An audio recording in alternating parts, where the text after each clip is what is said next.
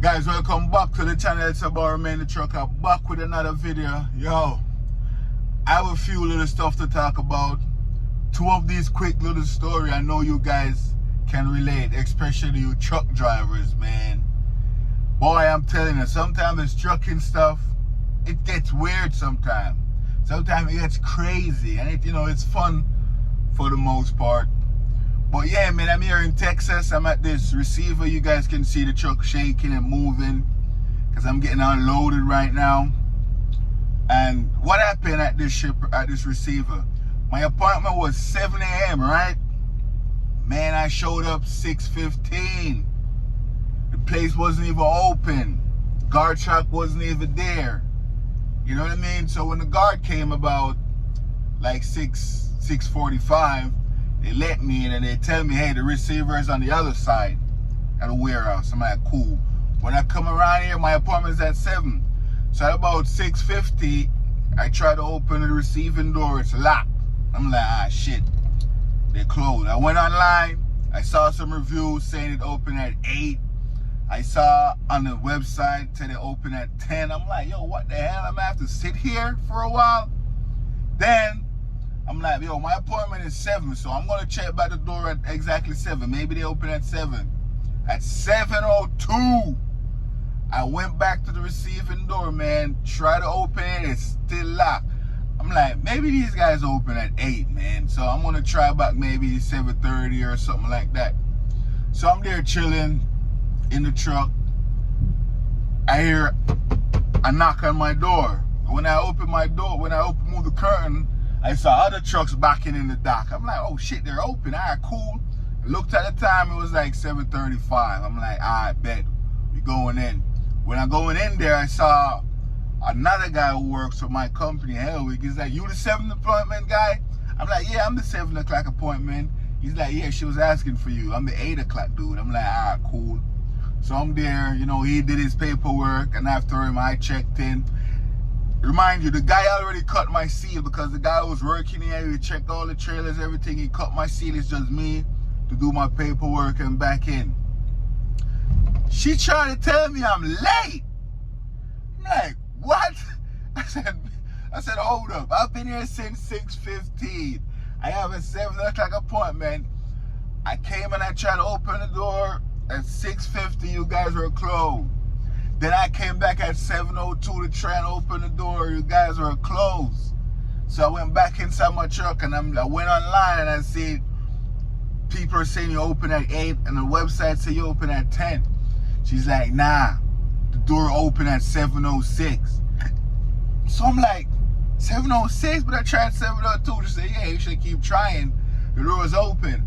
And she said, yo, you're late. I'm like, wait, what? I'm late? She said, yeah, you're late. I'm like, nah. I said, yo, I've been here since 6:15. I came here, my appointment's at 7. I tried to open the door at 7:02. You guys are closed. What do you mean I'm late? She said, you know what? This time, I'm going to let you go. I'm going to put 7:30 on your form that you came at 7:30. 7:30 is like right there at the border. You're not late. Past 7:30, you're late. So I'm like, thank you so much. I appreciate that. But that's crazy. I'm saying in my head, yo, that's crazy. I was the first truck here. When the guy knocked on my door and I moved my curtain, the trucks that I'm seeing backing into the dock, those trucks wasn't here when I got here. Remember, when I came, not even the security guard at the main entrance was on shift yet. The guard came to the main entrance with her coffee, sipping her coffee, and let me in, the first truck in here. And they try to say I'm late, but she didn't say I'm late. She put 7:30 on the paper, but I'm almost late, man. So I know that probably happened to some of you guys before. You got to a shipper or receiver early, on time, everything. They wasn't open. When they open, they try to say you late because you might have go in there 30 minutes after they're open. So yeah, man. So now I know that. I guess if my appointment is 7 o'clock, just stand by the main door until it opens, man. It's crazy. But yeah, I had an issue the other day with parking, man. I was in where? Which state I was? In Tennessee. Yo, this probably happened to a lot of you guys as well. I drove my whole clock like 10 hours and 30 minutes. It was like 30 minutes on my clock. I shut down one morning at a pilot. It was like 5:30 in the morning. We got a couple spaces available. Man, I couldn't back the truck into the parking spot. I don't know if it's because I'm tired or what, but I couldn't back that truck into the parking spot, man. I tried. Even a guy came out and tried to help me. But what happened, it was tight in the front, and my trailer was too close to the guy mirror over there. So I'm like, yo, I'm not even going to risk it. I'm going to try and find a different spot. I get to a different spot. I couldn't get in there. It's tight also. I'm like, yo, I don't think it's tight. I think it's because I'm tired or something like that. But I did get it into a spot. And I'm like, yo, this is not the first time this happened to me, where I drive the whole shift. And when it's time for me to back the truck into a spot, it's just a little bit harder than normal. I think being tired, I have an issue with it. But like I said, it was 5:30 in the morning. I like driving overnight, because when I drive overnight, I get to cover a lot more miles. Let me know in the comment section if you prefer driving at night or you prefer driving in the daytime. I like driving at night for some reason, because, you know, I get to cover a lot of grounds and not so many cars out there. You know, these four-wheelers, man, they get crazy with them. So I drove at night, and I cover a lot of grounds. I got to Texas from Pennsylvania real fast because driving at night. But yeah, let me know in the comment section if you have issues sometime backing that truck into a parking spot after you drive like 10, 11 hours, like 9, 10 hours, and you're tired. I think it was because I'm tired, because if I should try back into that spot right now, I'll probably get it in there one shot, man. And sometimes you just tired after driving so long, you just want to get it into a spot, and then you're like, damn, if I could get a pull through, I'll take it. And there wasn't any worry for me to get that spot, because like I said, it's 5:30 in the morning. You got drivers gonna be leaving out of there soon, so it's not like it's 9 o'clock at night when it's just this one spot. And I'm like, damn, anxiety and everything, let me get into this spot. I'm blocking up a whole bunch of stuff.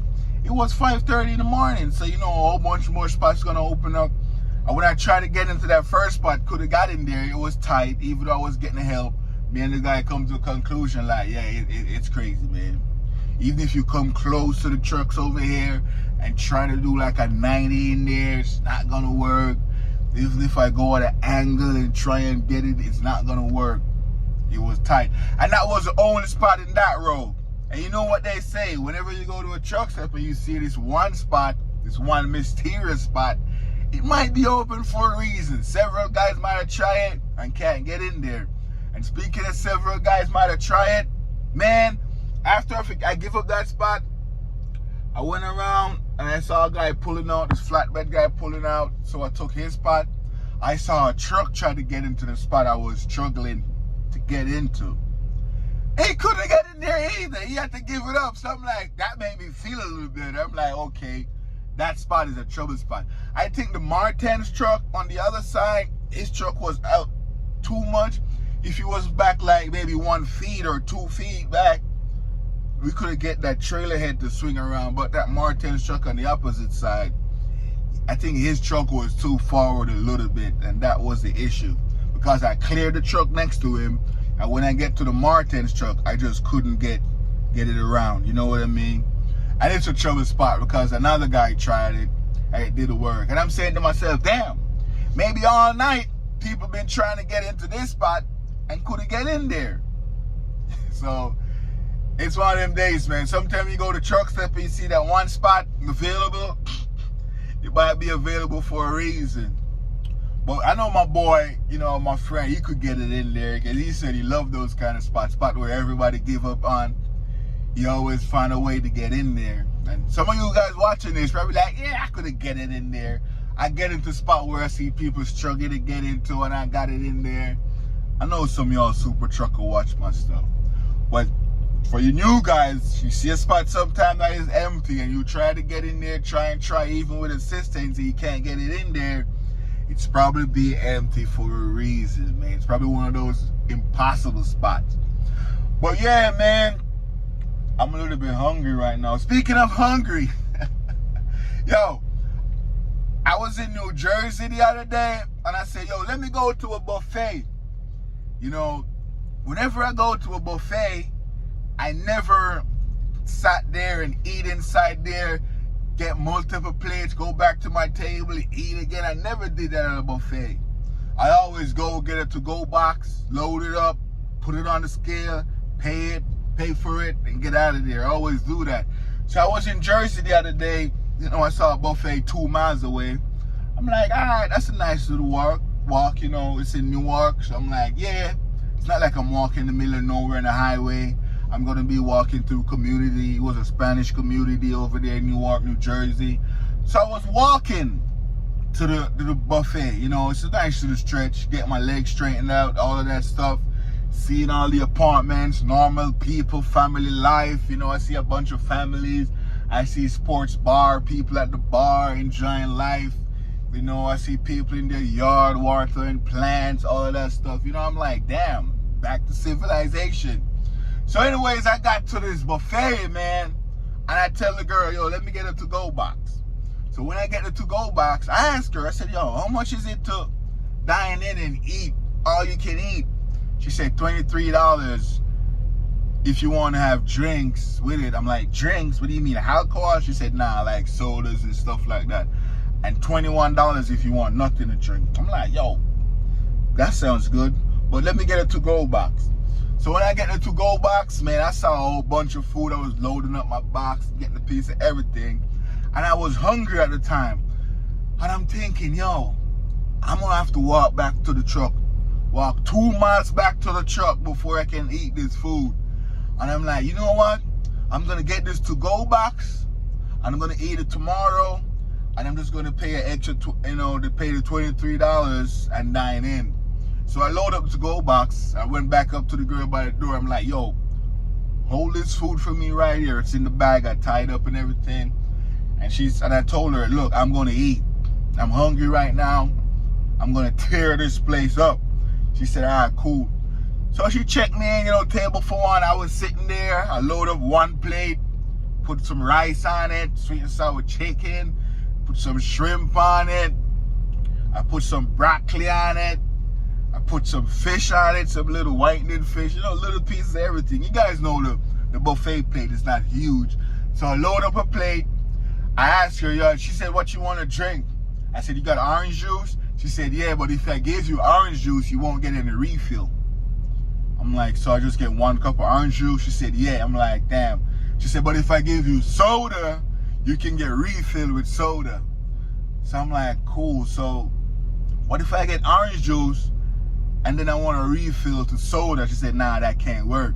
So I said, so I can get soda, and if I want a refill, can I get orange juice as a refill? She said, yeah, you can get orange juice as a refill, but when you get that orange juice, that's it. You can't get no more refill. You can't get no sodas after that, no nothing. The orange juice is like the final boss when it comes on to beverage. I'm like, God damn. I'm like, cool. Let me get a soda then, a Sprite. So I load up the plate, get my Sprite, I sit down, I walk through that first plate, man, tear it up. But there was this guy in front of me. When I was sitting down, he had like 4 plates on his table. I'm like, yo, I'm gonna get the 4 plate. The guy clear off his 4 plate. I clear off my one. I go back, get a second plate, come sit down. The guy with the 4 plate, I see he went over there and got 2 plates, and he come back and sit down with 2 plates. I'm like, damn, he had 6. I'm just on number 2. Man, halfway through number 2, to plate number 2, I was starting to feel full. I'm like, oh, hell no. This is not happening. No. What?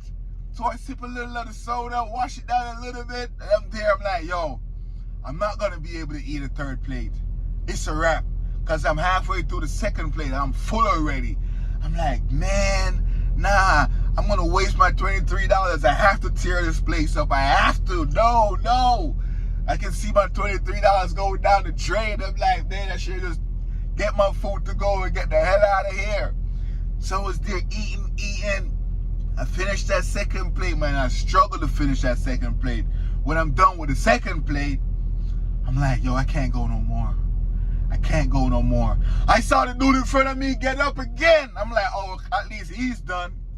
He came back with a second plate. And when he came back with that plate, you know, this is now his number 7 plate at this point. When he came back with that plate, with a whole bunch of shrimp on it, with some lettuce, I was like, yo, I started to feel sick. Because imagine, I'm there struggling, and I saw a next guy just tearing up the place, and I'm like, yo, how is he doing that? 2 plate floored me, and it's not 2 huge plates. You know, the buffet plates are like little, what do you call it, maybe 8 inches across plate. Man, I told the girl, hey, let me get that orange juice.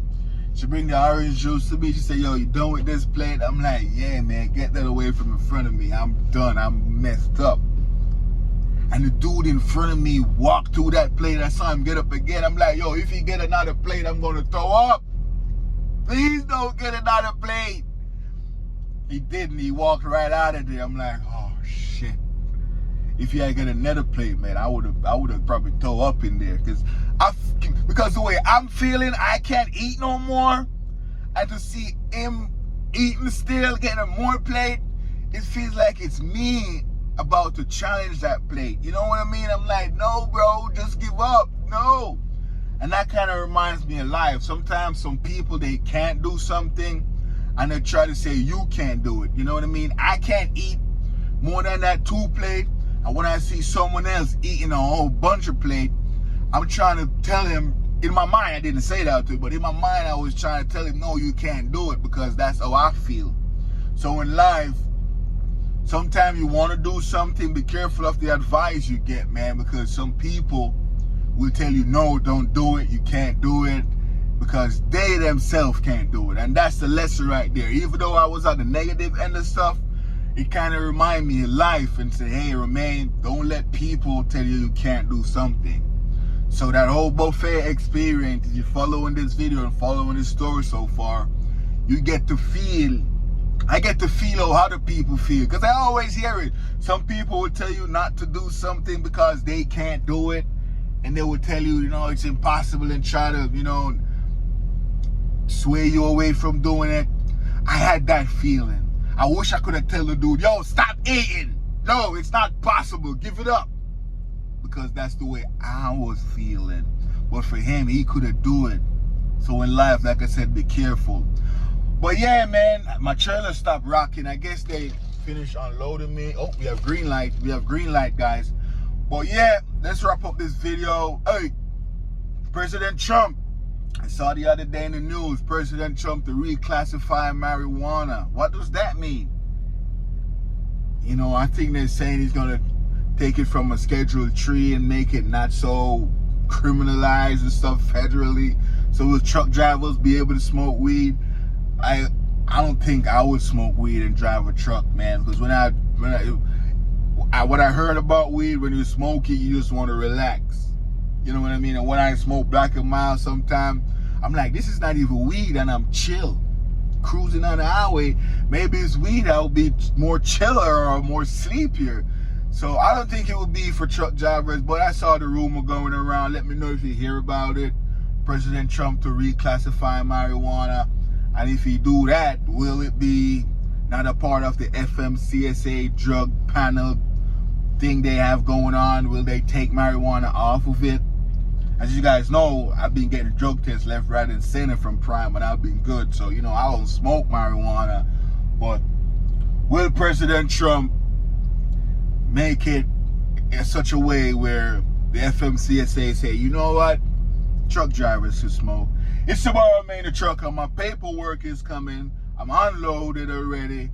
Please like, share, comment, subscribe. Put in the comment section if you experience anything I talked about in this video. And I'll see you guys in the next one. Peace.